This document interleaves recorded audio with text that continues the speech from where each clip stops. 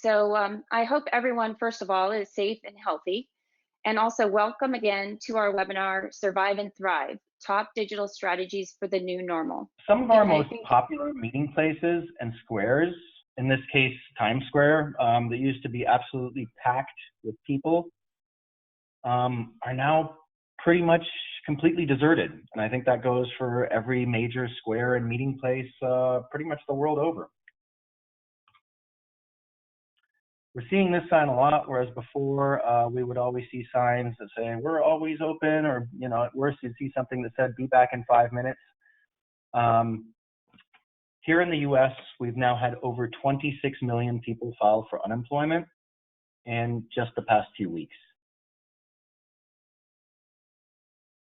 And so I think that alone is going to have a huge economic impact, obviously, on consumers. It's going to affect a lot of businesses.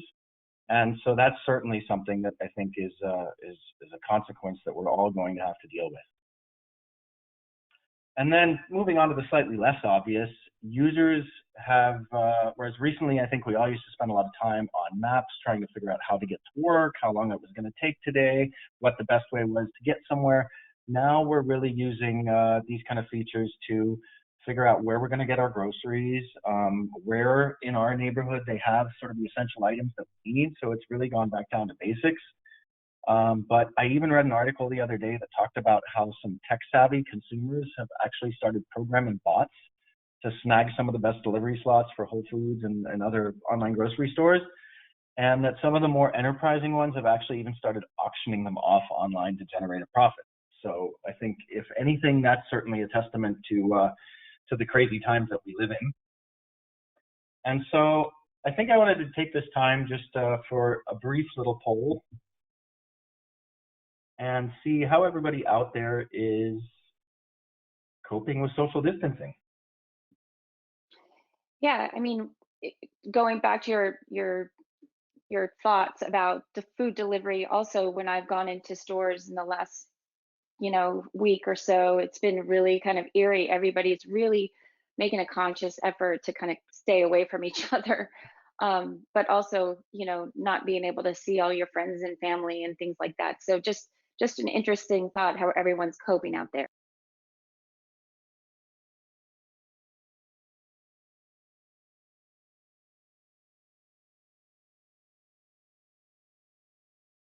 We had a good response to that one. Organizing and redecorating is tied with Netflix. That's kind of how I'm doing it too. Yeah, that sounds pretty familiar. Okay, thanks very much for that. So I wanted to go into a few more details regarding the changes that we've seen. And recently, we actually started running a consumer market research study on brand confidence, in which 1,200 users so far have participated. And we tried to find out what has changed most significantly in the past few weeks. And here are those customer responses. So 40% of consumers are trying to spend as little as possible right now. 41% of consumers are delaying a major purchase. That would be anything like a house, a car, or any kind of major appliance. 9% of consumers are delaying a holiday, wedding, or large social occasion. And 36% of consumers are severely affected financially. So a lot of this is obviously pretty alarming to all of us. And on top of that, I think during times like these, there's also a heightened sensitivity. And so communication becomes ever more important. And so striking the right tone and the right message becomes, I think, even more key than during normal times. Okay, that last slide was honestly a little bit depressing. And so on this slide, I wanted to focus on some of the things that aren't quite as bad as we noted previously. And in some cases, at least for those of us in the digital world, might actually end up being somewhat good news. So while 61% of users are more careful with their spending than prior to COVID-19, which I think makes total sense, 23% of consumers said they're going to continue to shop as normally as possible, but actually divert a lot of their spend online. And 24% of customers are spending significantly more time shopping online. And of course, with that, significantly more time online comes the last statistics. So 12% of users are actually spending significantly more money than they ever have online.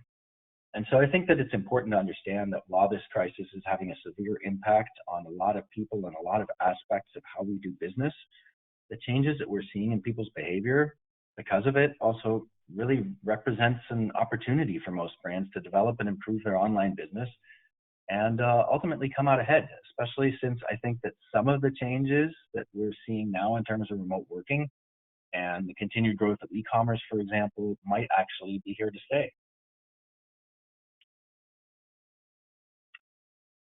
Okay, so what we see here on this graph is the effect on web traffic experienced by different industries since the beginning of the current crisis. I don't have an x-axis marked here, but this is basically time.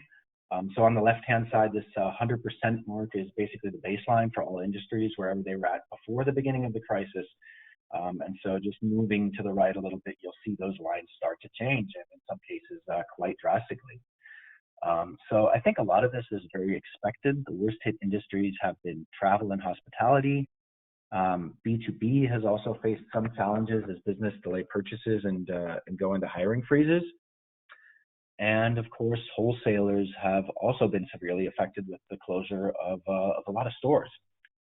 But then on the other hand, of course, publishing is seeing huge increases with people spending a lot more time online, and the same can be said of retail and finance.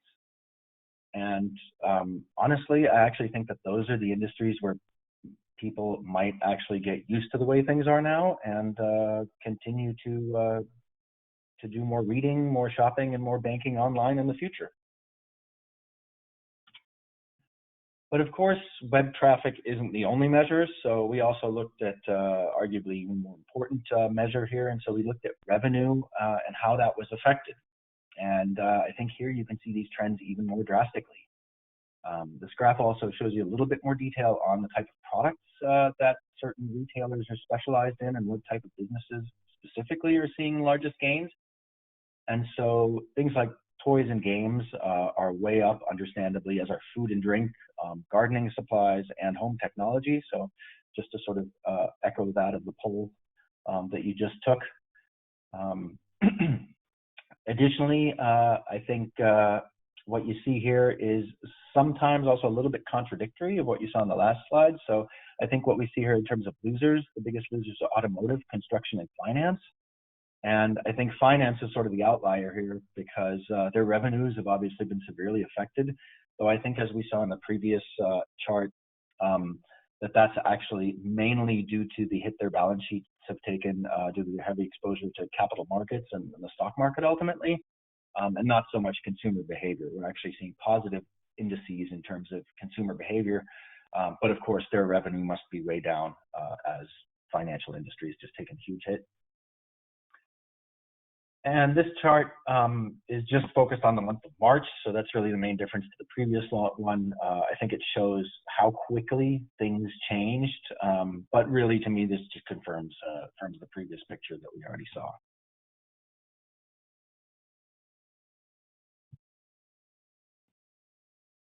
All right, so another poll. Sorry. No, right, go ahead, Tammy. I was just going to introduce the poll. Yeah.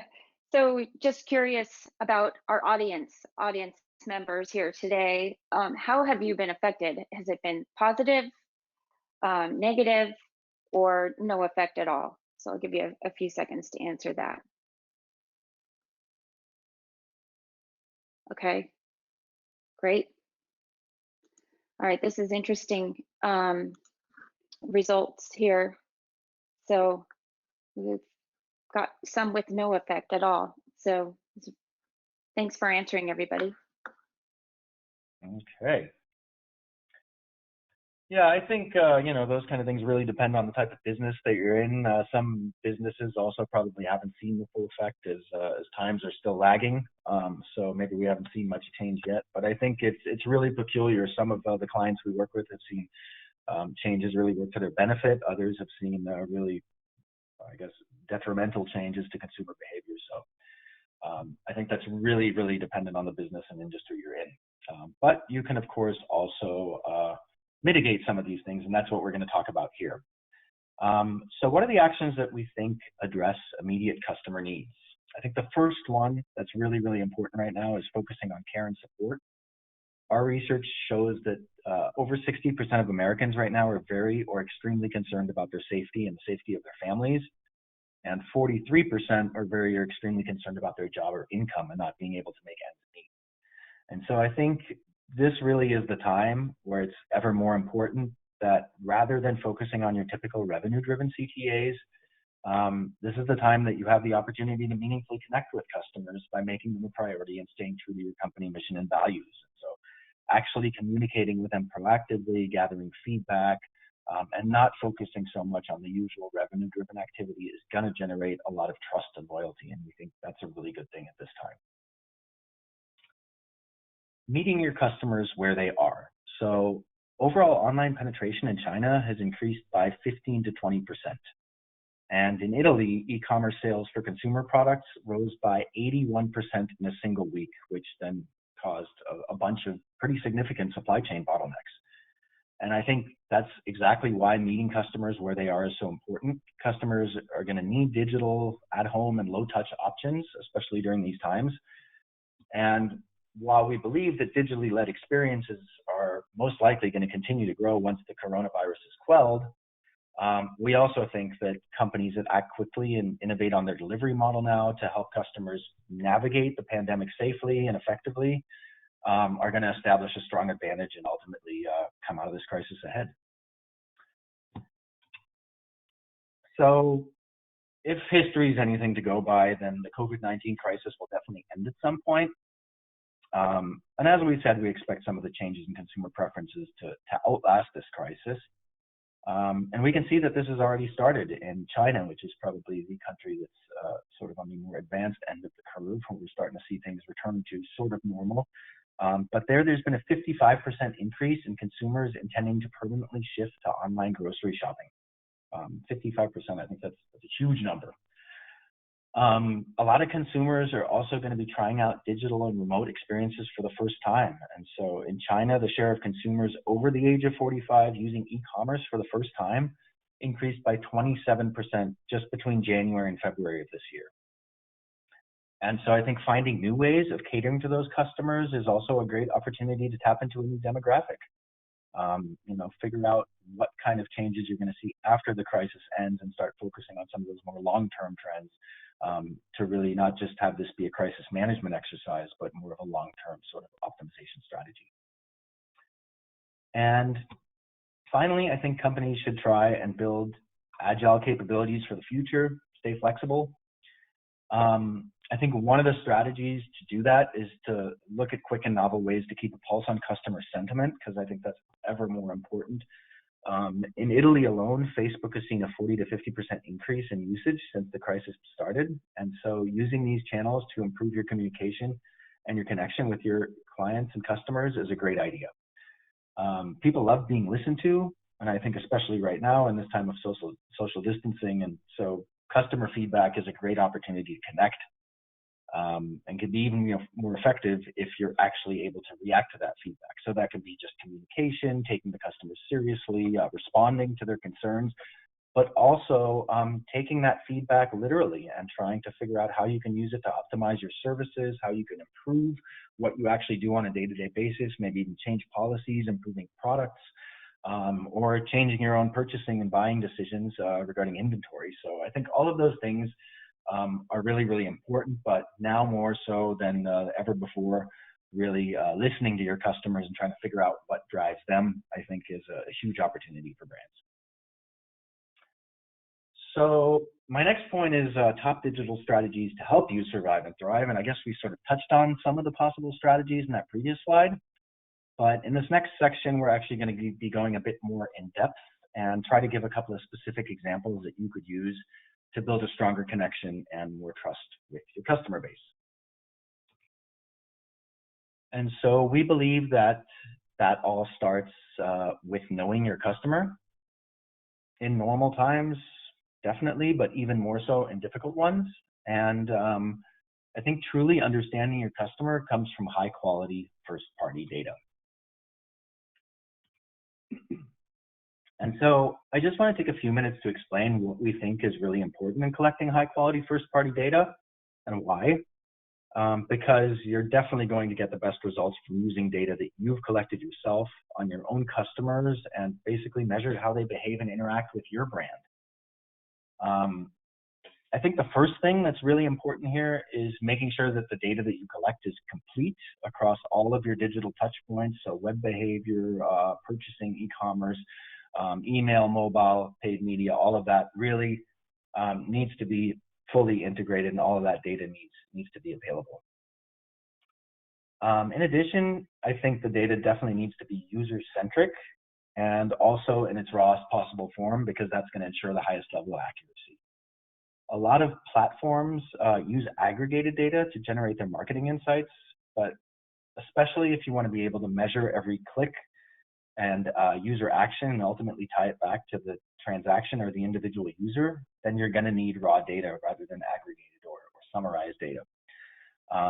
And of course, that raw data should then be used to supply all of your customer insights, and then ideally be activated natively in the platform. Because having all of those communication channels in one platform is going to really help you avoid complex integration efforts and things like synchronization problems, time lags between platforms, API programming issues, all of that stuff. So having it all natively certainly has its advantages. So I think that's useful and very important background information on how to collect your data and how to get the highest quality insights. But let's get back to the examples I promised. So even Google, an organization that, at least in my experience, has not always been known for its openness and transparency, is advising brands to focus on information and transparency during this time. So basically, people are looking to retailers and other online businesses for preparedness, and so providing useful and helpful information right now, I think, is a great play. So as soon as social distancing measures and lockdowns got underway, the impact that we saw on businesses, in most cases, I guess, as we said earlier, it depends on what business you're in, but the impact that we saw was pretty much immediate, and digital transformation had to happen very, very quickly. And so in order to address that, our client Homebase, for example, has sent their customers an email highlighting their new call and collect option and explaining to them how it works. And I think that's a really proactive campaign that's going to help you do a lot of things. First of all, it's going to prevent any sort of backlash or negative sentiment that you receive on review sites like Trustpilot or social media like Facebook, because people are frustrated, so they can't shop with you, or maybe they're not aware of all the options. So that's one thing that your proactive communication is going to prevent. It's also very likely to reduce call center and customer service inquiries because people are now proactively informed. And of course, most importantly, you're also going to generate quite a bit more business this way, because people who wouldn't otherwise be aware of your offering are now informed and can now come shop with you because they weren't comfortable coming to your store, but if they can call in advance, order, and then just pick it up, that will certainly increase business. And so I think service emails, or more generally a focus on service and trust right now, are great ways to improve your brand's reputation and customer loyalty, especially during these difficult times. And so I think this really is, it's not email. It's really more of the same. We're going to talk about intelligent insights and maybe get a little bit more into the data aspect and how we can use these insights to grow loyalty and increase relevance with our customer. But this is really just part of the same strategic initiative. So another thing that Homebase has done is to actually focus on providing personalized pop-ups to customers to engage and connect with their visitors. So many of these creatives are related to the current situation, and in some cases a little bit tongue-in-cheek, like the one you see here, but they're also highly personalized. And so they focus very much on providing relevant information to each individual shopper or browser. So those are things like home improvement tips, or even more personalized stuff like gardening products, woodworking, or bathroom renovations, or whatever it is that people have shown interest in, and then making sure that that pop-up is somewhat relevant to that experience. So another one of our clients, BuyAGift, is using the opportunity to show all visitors who haven't been to their homepage in a few weeks this pop-up right here, just to make sure that everyone's aware of their free extensions and exchanges policy as an added service during these uncertain times. And so I think by offering improved services right now, what you're going to do is create exactly that kind of warm and fuzzy feeling that you want your customers to experience when engaging with your brand, and turn more of them into loyal customers who ultimately really identify with you. But how do we make those decisions? Where do we get these intelligent insights from? And how do we decide what to show to whom? And I think that's exactly where insight-led reports and dashboards come in to help you understand how the crisis is affecting you and your business. So this next section is really more about the kind of questions that you can ask yourself and trying to figure out really what the greatest opportunities for improvement lie, where the low-hanging fruit is. So what we're seeing here is basically a dashboard that tracks average order values by weeks. And so I think pretty much everyone tracks average order value already, but especially right now, it's ever more important to do that by weeks, or at least across a linear timeline, because it's really vital to understand the current trends and what the impact on your business actually is. In fact, not just this dashboard, pretty much any of your dashboards and report right now need to be tracking trends over time and not relying on your standard comparisons that you're used to. So please don't make the mistake of trying to compare this month's performance to April of 2019. It's really the time to keep a close eye on your performance and track this maybe even on a daily basis, see how things are developing. Because this is ultimately what's really going to help you hone in on how and in what areas the current crisis is affecting your business.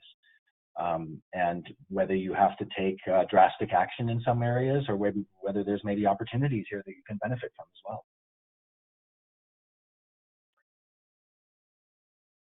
These two are, I think, a couple of other really good examples of things to keep a close eye on to see how they're developing.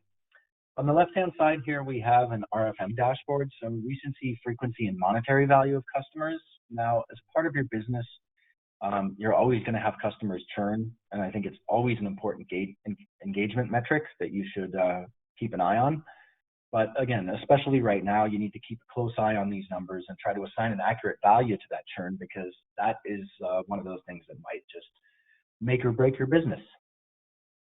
And on the right-hand side, we see all of our different marketing channels and what role they play as customers move through your funnel.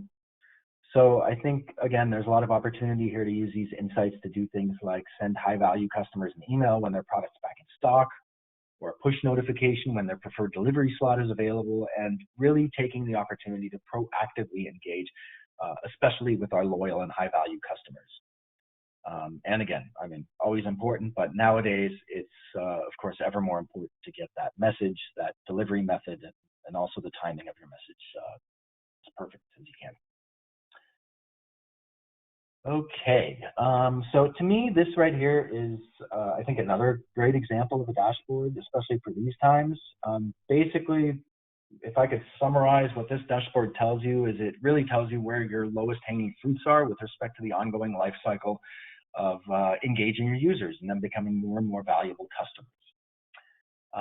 I'm not actually sure if you can see all of these fields here, but essentially what they show is how good your marketing team is continuing to re-engage with each of your customers. So in the first field here, we see the quantity of new customers. How good are we essentially at bringing new interested parties to the website?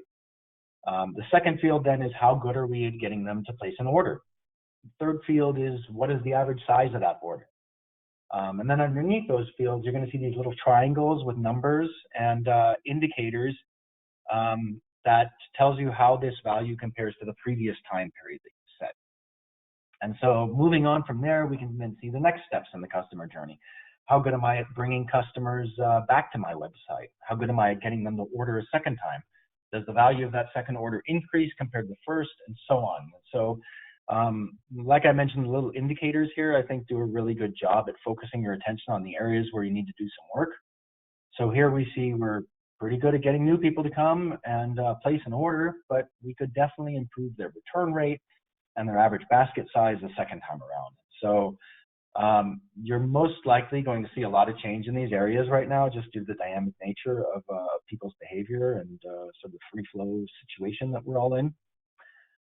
So staying aware of these things so that you can mitigate the unfavorable trends and make the most of the ones that are working to your advantage, I think is also super important.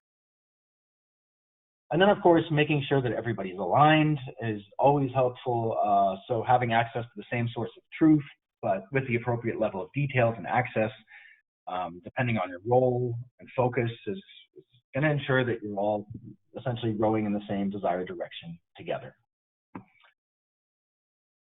All right, so now that we've covered off a little bit of the insights, I wanted to get back to the examples. And so next we're going to focus on how one of our clients, in this case the Entertainer's Toy Store, is using their first-party data to drive more efficient paid media campaigns. I think this really goes down to granular knowledge about your individual customers.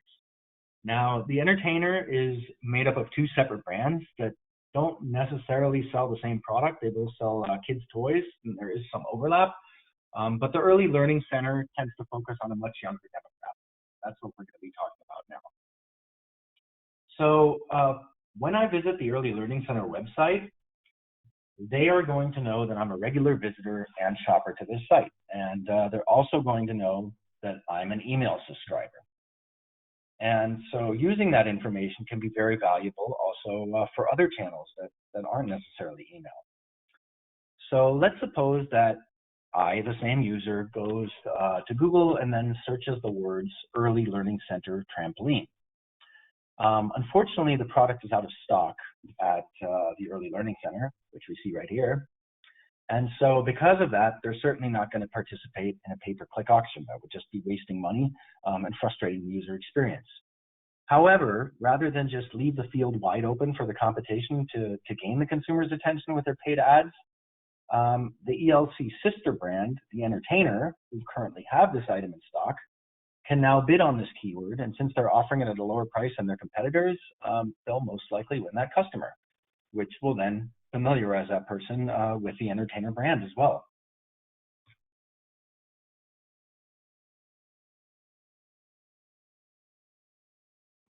Now, on the other hand, if the Early Learning Center had this item in stock, they would have suppressed the Entertainer ad. They could have shown their own, but based on the DMP data that we have already on this particular user, we know that they're a frequent purchaser. And due to a high brand affinity that this customer has, which we know because of the frequency of their purchases, but also indicated by the Google search terms that they entered, their natural SEO replacement would win without the need to enter an auction.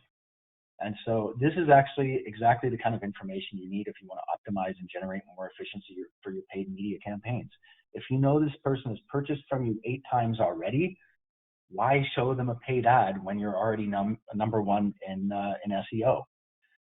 If there's somebody that isn't loyal to your brand, who's never been there, perhaps it's worth investing. But getting more granular insight on your customers, and like I said, knowing that this is a loyal one, is going to have a huge impact on the decision that we can make. And so I think it's these kind of granular insights that are going to ultimately save you budget and yeah, ensure that you're not needlessly giving away margin.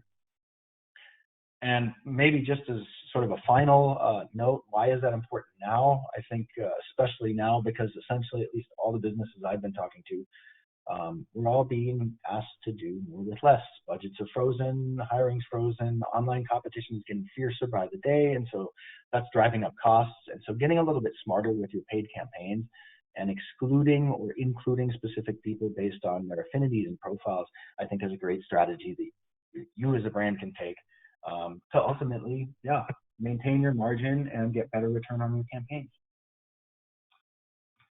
All right, I really need a sip of water at this point, so I'm super excited about this poll question.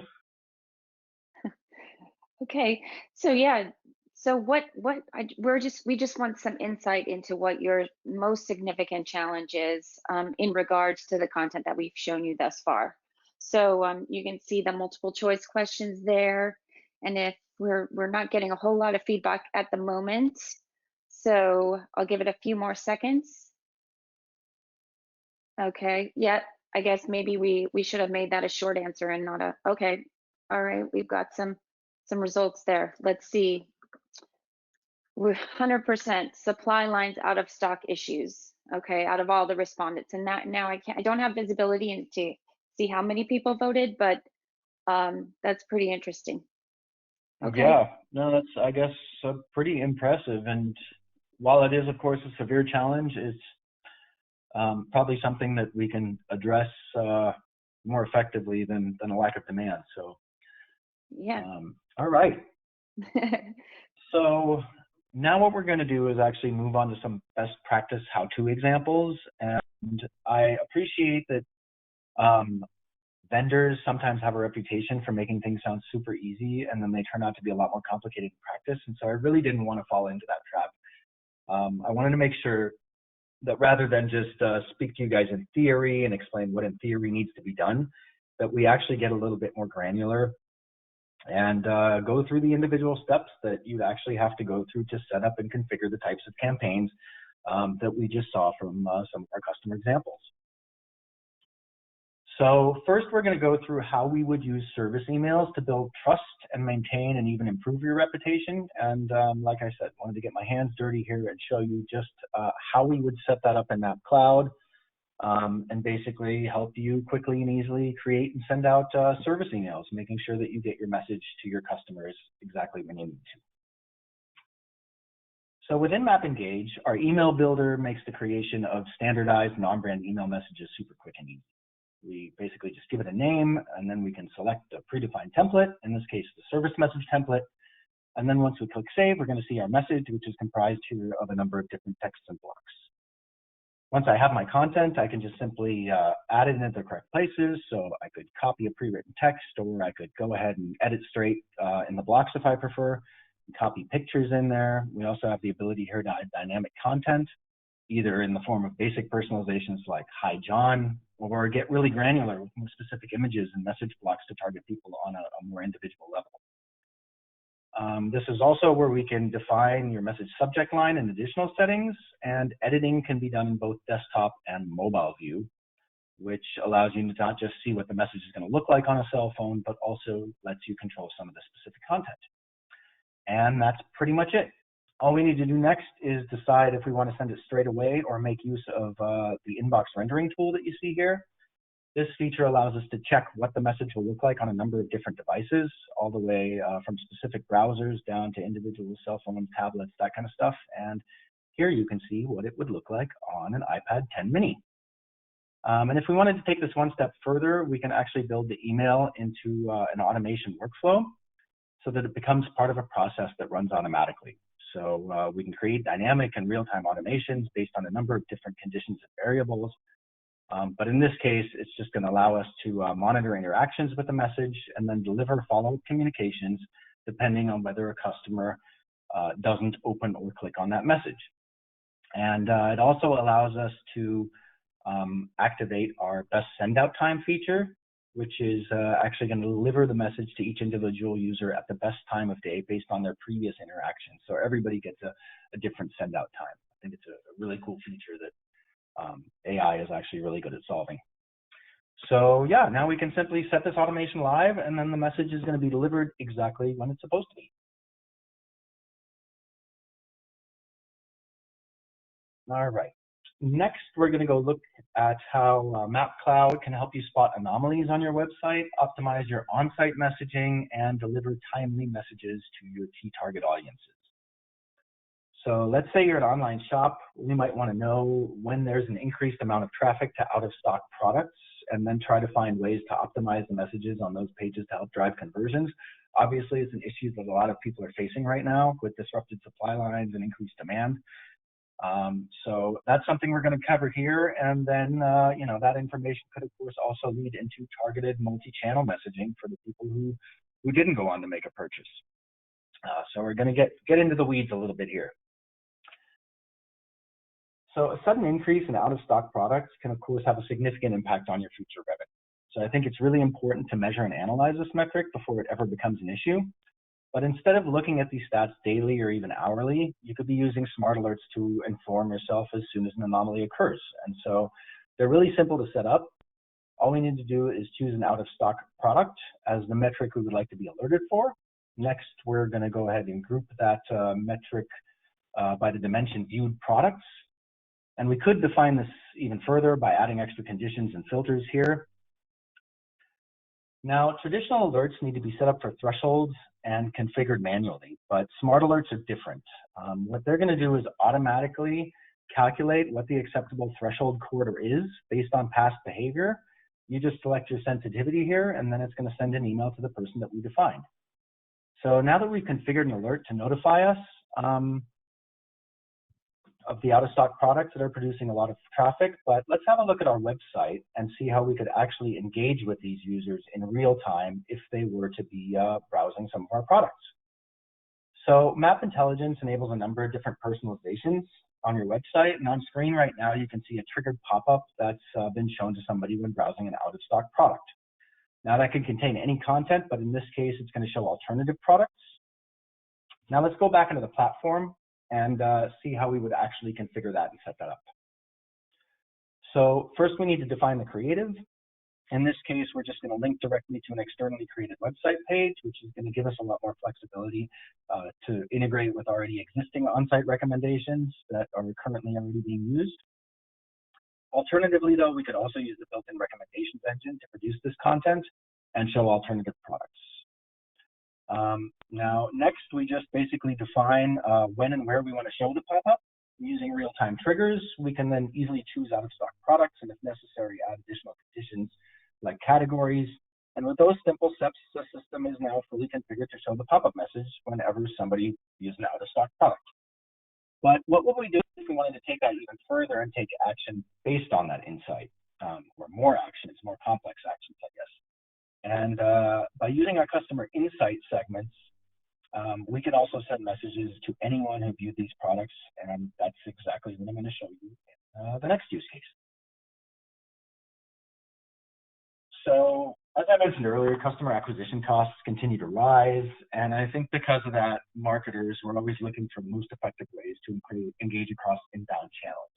And bidding in real time to acquire new customers and retarget the ones that have already visited your website, I think is a great move, but of course, in this ever-competitive landscape, you can be smart as you can. And so in this example, I'm actually going to show you how our Mapp Acquire DMP can identify your most desirable customers online, and how you can then start to target them with either email messages or display advertisements with the aim of bringing them back to your website to make a complete purchase. And we're also going to look at how we can find those high-value customers and make sure that when we do send messages, that we don't do so for out-of-stock products. So the first thing that we would do is monitor our online activity, and you can do that by deploying our Mapp Acquire data collection pixel either directly onto your website or through a tag manager, which is what I'm showing you here. So by default, we're going to start collecting a bunch of basic behavioral data already within our platform, but on top of it, it's also possible to configure any kind of custom event. Now let's look at our website and see the data that we can easily collect. Sticking with the idea of out-of-stock products, in our tracking sidebar, we can see that an event's been triggered to show when somebody browses one of those products. And we can also see that it's triggered an automation flow, which I'm going to get to a little bit later. All right, back to the platform. Now that we're actively collecting web activity data, we might want to build a segment of previous shoppers that we would like to retarget. Our segmentation builder here allows you to combine any of this website behavioral data alongside any other data that you might have, such as CRM data, email feedback, mobile app activity, really any data point that you have on your individual. Another thing that you can do here is use any of our intelligent insights to easily target predefined groups of existing shoppers. So in this example, we're just going to run a campaign specifically for UK customers who have made significant transactions within the last 6 months and more than 3 purchases in their lifetime. And to finalize this, we just need to build the segment into an automation, which is what you see here, and introduce a real-time trigger. So the first step in the flow is somebody's just going to trigger that action. They're going to begin the program and instantly pass on to the next step. But because we want to give some time for the shopper to possibly make a purchase before we start the retargeting, we can add a delay, which in this case is just going to be 1 hour. After that, We might decide that we want to filter our customers down multiple paths based on what we know about them. And this is where we can introduce a segment that we just created. And so it's possible here to add up to 20 possible segments, but in this example, we're only going to let our high-value customers proceed, just to keep it simple. And if we had turned on the negative path at this stage, everyone else who wasn't in that segment would be taken down their own separate. Now we just need to decide how we want to communicate. In this case, we're going to start with an email with content specific to the products that they viewed. And as a next step, we could find out if they'd engaged with that message, which can be done through our real-time email reaction checker. And so now all the people who opened and clicked on the message within 48 hours are going to be taken down one path, and in this case, everyone else is going to go down the other. And I think this is a great moment in time to actually talk about our add to DMP function. For those people who didn't interact with email, what we can actually do is push in real time through our Mapp Acquire DMP a segment to a display network where they can then be targeted with ads across the web. And so having that ability to decide which channel to communicate across with which message and at what point, I think is what makes this a real omni-channel decision-making workflow. And then we really just have to finalize it, finalize all of our paths, and then we can apply a goal to the end of this nurture flow. And in this case, that goal is going to be to track an online purchase. And so once that goal has been completed, this person will be removed from the automation and will thereby not receive any further communication. So really what this allows you to do is plan your whole marketing setup, target people on the channels they're most likely to communicate with, sort of fallback options if plan A doesn't work right, and literally build up a nurture flow and a cadence here. That's going to help you actively retarget all of our desired customers. Okay. Hopefully you found that informative in terms of the practical steps that you need to take to set up those sort of campaigns and automations, and how things like this might be able to help your business specifically. I'm just going to close things out here by sharing an opportunity to participate in our COVID-19 brand survey, which we mentioned earlier, and then also just briefly highlight how you can find out more about Mapp and our Mapp Cloud products by taking advantage of one of our demos. So far, we've surveyed over 1,200 consumers for our COVID-19 brand survey, and of course, we would love for you all to participate as well. So by participating in this survey, you're going to get instant access to the current results of our study, and so we very much like to encourage you to click on the link here and give us your feedback. And then finally, I just wanted to make you aware of our Mapp Cloud demo option, just in case you would like to learn more about our solution and how we can help your brand specifically and organizations like your own to break away from the pack, give you the ability to connect more deeply with your customers, and hopefully come out of this crisis stronger and even more successful than you've been up to now. And so thanks so much. I've really enjoyed this, other than the technical hiccup in the beginning there. Apologies for that again, but hopefully you did too and take something valuable away. I see we do have just a couple of minutes left over for questions, so if you have any, now would be the time. And yeah, I will do my best to answer them as well as possible. If you come up with any later, please feel free to email us. My email address is right here. Just to be clear, it's Steven.Bennett@mapp.com. I know the dot kind of blends in there with the font, so I just wanted to be clear on that. But feel free to reach out directly. Yeah, and if you have any questions right now, I'd be more than happy to try and answer them on the fly. Okay, thanks, Stephen. That was really informative. I do have a couple of questions here, and we don't have a whole lot of time. So if we don't get to your question, we're going to follow up with you directly with somebody who can answer it. So the first one I see here is, what are some of the best ways to improve conversion rates across digital platforms during these challenging times? I think that's it's not an easy one, because as I said, I think this is not really the time to focus very strongly on revenue-driven activities and sort of pushing those conversion rates very aggressively. I think ultimately transparency and anticipating your customer needs is going to be the #1 thing that people should focus on. Right now, you need to take away people's fears. And so some of the examples we looked at, having proactive messaging on how you're dealing with the crisis, things you're doing to protect your customers and your workers, extra measures that you're taking, extra services that you're offering. I think right now what we're seeing is a lot of people sort of slim down the number of their suppliers. Obviously, they're also getting interested in new areas and engaging in new sort of online shopping behavior. But really, people are spending a lot more time with the brands they trust already. And so if you can get into that trusted circle by showing proactive messaging, maybe integrating something like estimated shipping times into the product pages and those sorts of things, just to show more transparency, to, you know, show little pop-ups and messages that tell people that there are certain delays and that, you know, there are certain challenges that you're dealing with because of the crisis, but you haven't forgotten them, and, you know, you're confident to be able to deliver what you promise. So I think really taking away their worries, proactively addressing questions of supply bottlenecks, of out of stock issues, those sorts of things are going to help you perhaps drive conversion even in these challenging times. Yeah, it was a good question. Got another one real quick. What is a quick win to encourage first-time buyers to buy again, even after receiving all regular BAU and sale emails? Ooh, again, kind of a tough one, I think.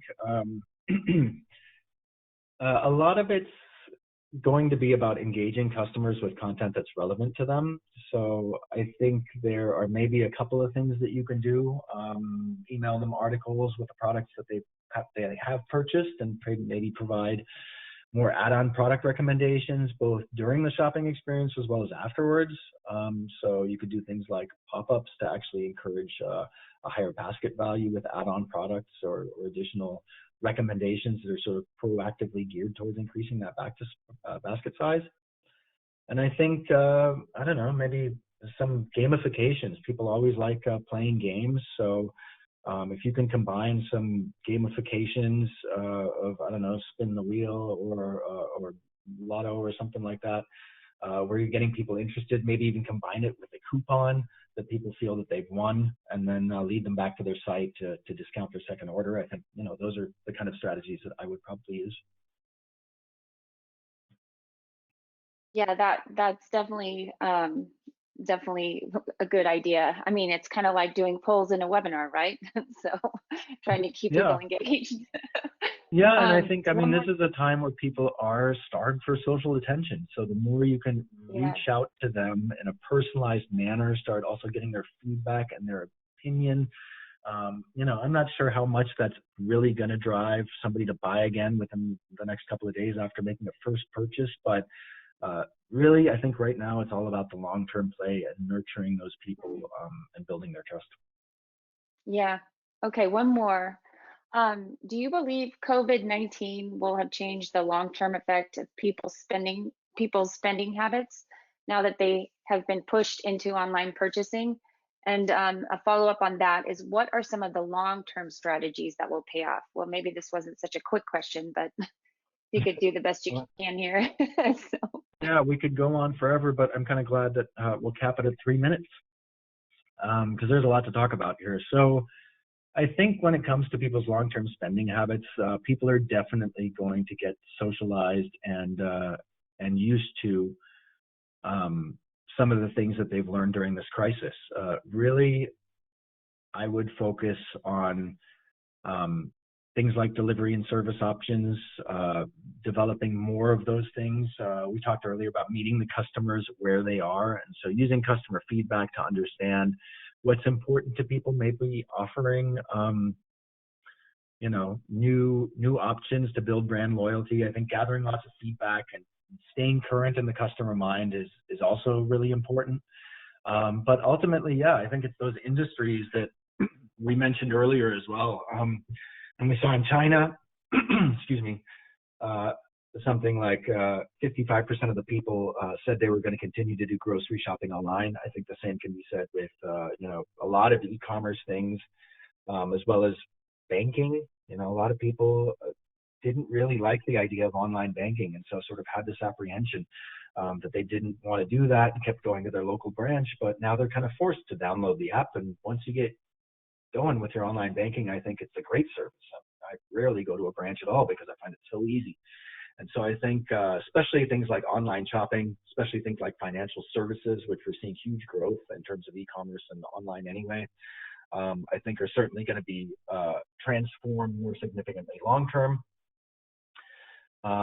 Yeah, and so I think in terms of long-term strategy, again, this is very much a play about brand loyalty, about building your customer confidence, gathering lots of feedback, and then staying current and relevant, showing that you understand them. That's going to become more and more important as the future goes on across all channels and angles, I think. Yeah, definitely. Well, that about does it for us today. So I just want to again thank everybody for joining the webinar today and your participation in the polls. And like I mentioned before, there's a survey as you log out. So if you could please answer that, we'd greatly appreciate it. And we'll be talking to you very soon. Everybody stay safe and healthy and have a great day. Thank you so much. Thanks very much. Bye-bye.